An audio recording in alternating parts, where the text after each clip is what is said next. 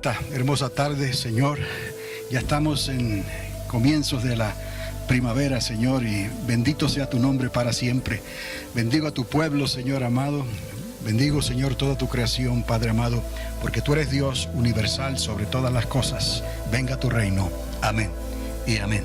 Si pueden darse cuenta aquí, les había hablado del profeta Ezequiel, pero no habíamos hablado en detalle de la información que nos da Ezequiel. En esta noche les voy a introducir el libro de Ezequiel, porque es importante entender lo que el profeta escribió acerca de los tiempos finales. Cuando hablamos de la escatología, esa palabra larga, ¿no?, significa estudio de los tiempos finales. No hay que asustarse, pero él escribió sobre datos importantes y críticos para poder discernir y entender qué es lo que va a pasar durante el milenio, porque obviamente tenemos que entender qué va a hacer la iglesia, cuál es nuestro papel durante ese milenio.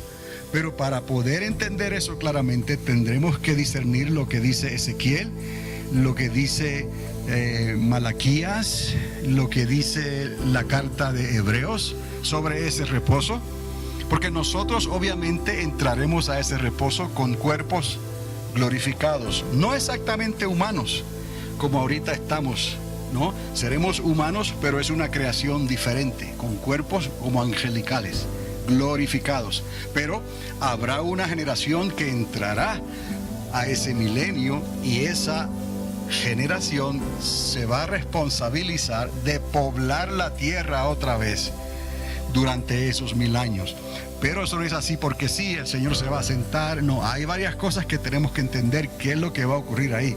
Y para entender eso, entonces teníamos que entrar y abrir las páginas del libro del profeta Ezequiel. Son 48 capítulos, pero no vamos a ir capítulo por capítulo necesariamente, pero es más bien un resumen total del libro de Apocalipsis, sacando los puntos más importantes. Y si usted ha estado prestando atención o presta atención a esta información, de seguro que va a ganar clarificación, claridad, para entender la conexión entre Daniel, Apocalipsis, entonces Ezequiel, Hebreos y eventualmente también Zacarías, Malaquías, esos libros finales que hablan de los tiempos venideros. Se va a dar cuenta que el título del libro es el libro del profeta Ezequiel, pero en este título que está en azul aquí en el medio, obviamente teníamos que calificarlo como la formación de un reino, del reino. ¿Cuál reino? El reino milenial, que ya hablamos, el reino de Cristo, que también equivale al día del Señor. ¿Cómo llegamos a esa definición del día del Señor? Pues porque para Dios un día es como 1000 años y 1000 años como un día. Y cuando se habla del día del Señor, se está hablando de ese reposo milenial, de esos 1000 años, donde Jesucristo estará reinando literalmente en esta tierra. Ahora, así por encimita, Ezequiel habla generalmente, primeramente en el libro, él da un detalle, pues personal, porque él tenía unos 30 años cuando fue llamado a esta misión específica. De por más de 20 años perdería casi todas las noches de su vida, por esos 20 años, el sueño, mejor dicho, porque Dios estaría tratando con él con visiones y con sueños continuamente por más de 20 años sobre esta historia que vamos a ver en esta noche y sobre lo que él luego escribiría en el libro llamado su propio nombre, Ezequiel, ese libro. Ok, vemos ahí en ese libro la caída y el juicio de Jerusalén. Vemos el juicio contra naciones enemigas vecinas.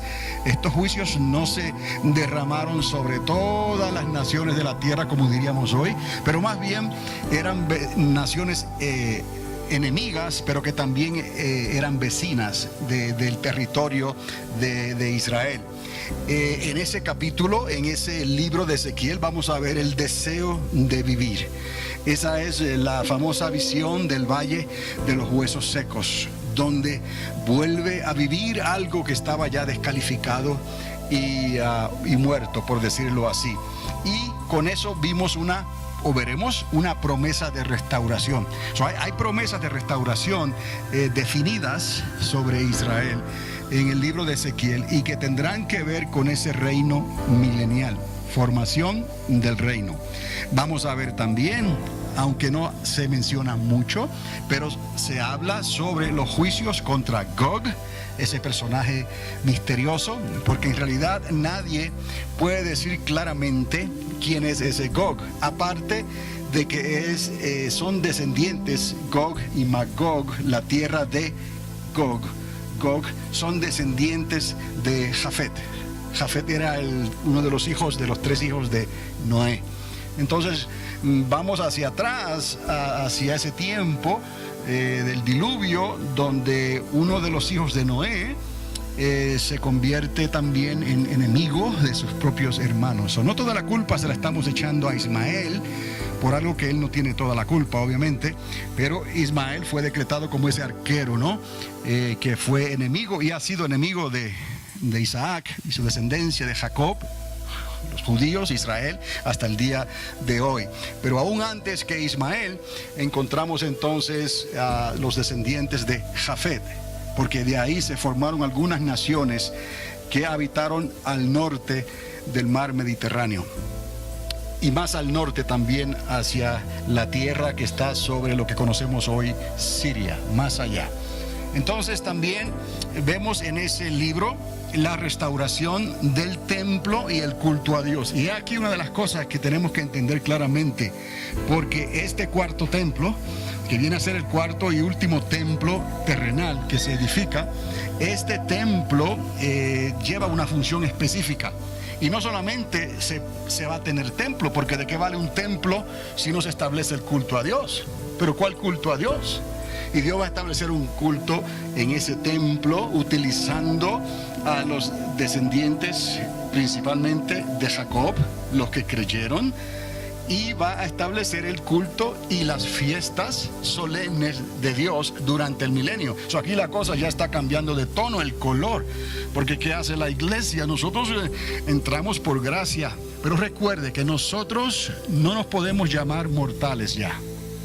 Ya estamos con cuerpos glorificados, estamos como inmortales. Ellos, por el contrario, están como mortales, como seres humanos que podrán continuar viviendo como estamos viviendo nosotros hoy, con la diferencia que ellos durarán cientos y cientos de años. No hay límite. Bueno, el límite viene siendo los 1000 años.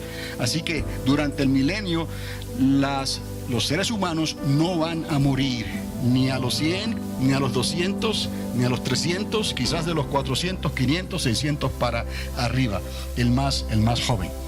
Entonces, otra cosa que nos conecta entonces al final del libro de Apocalipsis será la descripción de estas aguas que salen del templo. Y los que hemos estado en Israel nos recordamos que justo en el lugar santísimo, debajo del santuario, está la famosa piedra, la piedra que usó Abraham, donde él iba a sacrificar a su hijo Isaac. Esa piedra obviamente nos puede recordar algo sobre otra piedra que en el desierto hizo que brotara el agua. Entonces esas aguas saldrán justamente debajo de la fundación del santuario, donde está esa piedra. Entonces quiero recordarles rápidamente aquí el diagrama de abajo, porque estamos hablando de la última semana. ¿Cuál? La última semana de la semana 70 de la profecía del libro de Daniel. Esa semana 70 está aquí. Eso es lo que nosotros esperamos. En realidad no estamos esperando un día y una hora, estamos esperando esta semana de 7 años. Dentro de esa semana de 7 años hay un punto medio. Y alrededor de ese punto medio, o sea, entre lo que se describe como el punto medio, en ese tiempo esperamos que ocurrirá entonces esa gloriosa transformación. Y lo conectamos a la muerte y resurrección de esos 2 olivos, de esos 2 testigos. Entonces, ¿por qué? Porque ellos morirán, resucitarán y subirán al cielo. En otras palabras, ellos morirán, serán transformados en la resurrección y serán levantados al cielo y se reunirán con el Señor en una nube. Qué coincidencia, ¿no? Porque es precisamente la descripción que nos dio el apóstol Pablo, que en un abrir y cerrar de ojos, a la final trompeta, y la final trompeta estará convergiendo, como hablamos anteriormente, a la mitad de la semana. A la final trompeta se revelará el misterio. ¿Cuál misterio? Que no todos dormiremos, sino que seremos transformados. ¿Recuerdan? Metamorfosis, arpazo, seremos tomados en un abrir, en un pestañear, en un abrir y cerrar de ojos. Y entonces nos elevaremos y estaremos con el Señor en las nubes. Obviamente, la advertencia es que nosotros no seremos transformados antes de que los que han muerto en el Señor anteriormente, toda la creación de personas que murieron en Dios por la fe y en Cristo Jesús, resucitarán primero y entonces luego nosotros seremos transformados. Eso va a ocurrir durante esa semana 70, que es la semana última. La iglesia debe de estar anhelante, porque estos días ya se han acercado y en cualquier momento podremos entonces experimentar el umbral, o sea, los inicios de esos 7 años. Y algo clave que les dije a manera de recordatorio, pero es porque les voy a dar una información más sobre estos dos individuos, o sea, los dos testigos, los dos olivos, que ellos comenzarán su ministerio anunciando entonces el principio de esa primera mitad. Primera mitad porque serán 3 años y medio, más 3 años y medio, y eso da un total de 7 años. Estamos viendo que cuando esos dos olivos comiencen a trabajar, será la marca, la señal de que esa última semana ha comenzado. ¿Por qué podemos decir eso? Porque el ministerio de esos dos testigos olivos está limitado a 3 años y medio. Para que cuadre la fórmula, la ecuación, tiene que ser 3 años y medio más 3 años y medio. Quiere decir que al final de los 3 años y medio, el dragón, la serpiente antigua, el anticristo, el falso profeta, se sentarán a la mesa a preparar ese otro gobierno que ya hablamos nosotros, que ocurrirá durante esa, gracias hermano, ocurrirá durante esa última semana. Ese café está rico, ¿no? Gloria a Dios, gracias Pepe. Entonces, necesitamos recordar algo aquí, porque hay algo que se nos dice en las Escrituras sobre los dos olivos. No se mencionan solamente en el libro de Apocalipsis. Hay mención a otros dos olivos y se hace mención al profeta Elías, como que Elías tendría que venir a regresar el corazón de los padres hacia los hijos, el corazón de los hijos hacia los padres en el tiempo final. Incluso en el judaísmo, cuando se sientan en la mesa a celebrar su cena, ellos tienen digamos, una copa extra, un servicio extra, un utensilio, un plato extra, representando el lugar y la silla de Elías. Pero quería decirles también que aquel famoso varón Zorobabel, el que inició la construcción del templo, de aquel templo restaurado, a Zorobabel se le considera también como un olivo. Estamos viendo aquí dos personajes significativos en el espíritu de Elías y en el espíritu de Zorobabel. ¿Por qué? Porque Zorobabel fue el ingeniero, por decirlo así, el contratista, por decirlo así, que andaba con la plomada en la mano. Cuando vieron a Zorobabel con la plomada en la mano, eso fue una señal que Dios utilizó para hablarle a los judíos, al pueblo de Israel, de la restauración del final de los tiempos. Recuerde eso. Los dos olivos, piensen en el espíritu de Elías, lo que Elías hacía, su ministerio, pero también dele lugar, además de que algunos piensan que pueda ser Moisés o pueda ser Enoch, pero piense que bíblicamente el Señor identifica a Zorobabel como otro olivo también. ¿Por qué? Porque él tenía esa plomada de construcción. Entonces esto tiene sentido. Ellos llegarán y comenzarán su ministerio justo en el tiempo que el templo, no este templo que estoy hablando aquí, sino el templo de la semana 70, el templo de esos 7 años, ese templo estará siendo construido entonces en Jerusalén. Y estos dos olivos tendrán mucho que ver con la reconstrucción de ese templo. Entonces miramos la semana de 7 años que da comienzo al milenio. Aquí está obviamente 1000 años. Entonces al final de esos 1000 años vendrá lo que conocemos como el gran juicio final, donde los libros serán abiertos. Y es después de este gran juicio final es cuando comenzará la eternidad, los cielos nuevos y la tierra nueva, o sea, la nueva Jerusalén, el río de Dios, el árbol de la vida, el libro de la vida. ¿Están conmigo hasta ahí? Muy bien. Entonces vamos a la siguiente diapositiva. Llegamos entonces a lo que les había dicho antes. Ezequiel, su llamado en el comienzo del libro de Ezequiel, 30 años de edad, sus visiones desde el verano del año 593 antes de nuestra era, antes de Jesucristo, hasta la primavera del año 573 antes de Cristo, o sea, unos 20 años por lo menos. ¿Por qué tenemos estas fechas específicas? Porque Ezequiel fue específico. Ezequiel da el día, da el mes y da el tiempo en que él comienza su ministerio y cuánto tiempo duraron esas visiones. Por eso es que se ha podido sacar la información exacta del comienzo de estas visiones que el profeta tuvo, más de 20 años, y la edad que tenía cuando fue llamado a hacer este tipo de digamos operativo, porque era un operativo militar en realidad lo que él estaba haciendo. Todo un reporte encontramos en el libro de Ezequiel, todo un reporte desde la corrupción del sistema religioso, del Sanedrín, de los que estaban a cargo del templo.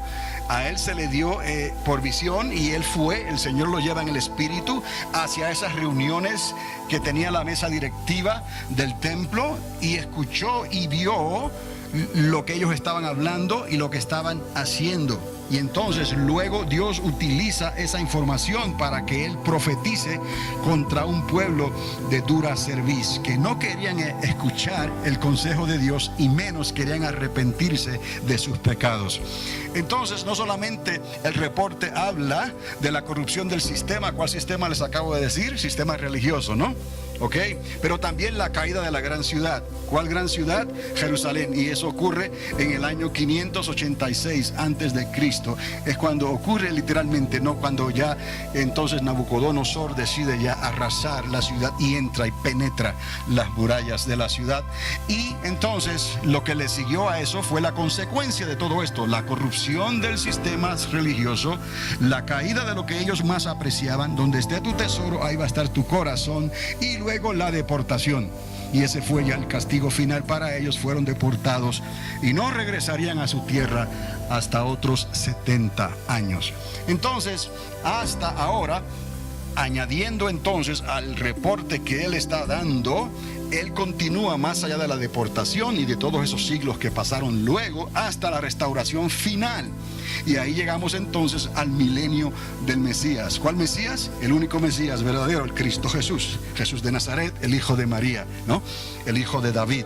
Entonces, en este reporte vemos todo esto. En esos capítulos del 1 al 48 encontramos desde la corrupción, la caída de la ciudad, la deportación y la restauración final en el milenio del Cristo. Entonces también hay que recordar esto.